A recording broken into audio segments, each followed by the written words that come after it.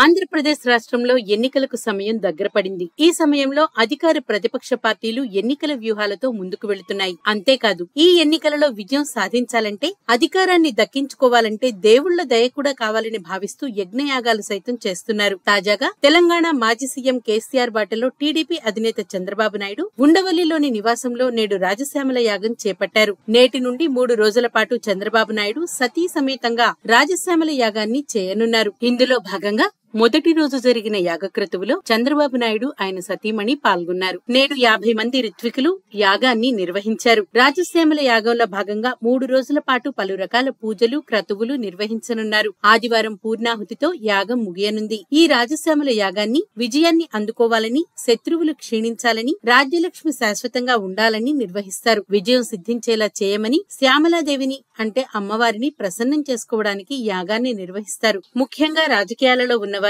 అధికారం కోసం చేసే యాగం ఈ రాజశ్యామల యాగం. టీడీపీ అధినేత చంద్రబాబు మాత్రమే కాకుండా గతంలో AP CM YS Jaganmohan Reddy కూడా రాజశ్యామల యాగాన్ని నిర్వహించారు. విశాఖపట్నంలోని శారదాపీఠం వార్షిక ఉత్సవాలలో ఏపీ సీఎం జగన్మోహన్ రెడ్డి పాల్గొన్న సమయంలో అక్కడ ఉన్న రాజశ్యామల అమ్మవారి ఆలయాన్ని సందర్శించడంతో పాటు రాజశ్యామల యాగాన్ని నిర్వహించి ప్రత్యేక పూజలు చేశారు. రాజశ్యామల యాగాన్ని ఎన్నికల ముందు చేయడం ముఖ్యంగా ప్రత్యర్థులను బలహీనం చేయడానికేనని ఈ యాగం గురించి తెలిసిన పండితులు చెబుతున్నారు. ఏపీలో వైఎస్ జగన్మోహన్ రెడ్డికి చంద్రబాబుకు మధ్య హోరాహోరీగా ప్రచ్ఛన్న సమరం కొనసాగుతున్న వేళ జగన్ ను గద్దెదించాలని దృఢ సంకల్పంతో ఉన్న చంద్రబాబు ఈ క్రమంలోనే రాజశ్యామల యాగం చేయడం ప్రస్తుతం ఆసక్తికరంగా మారింది.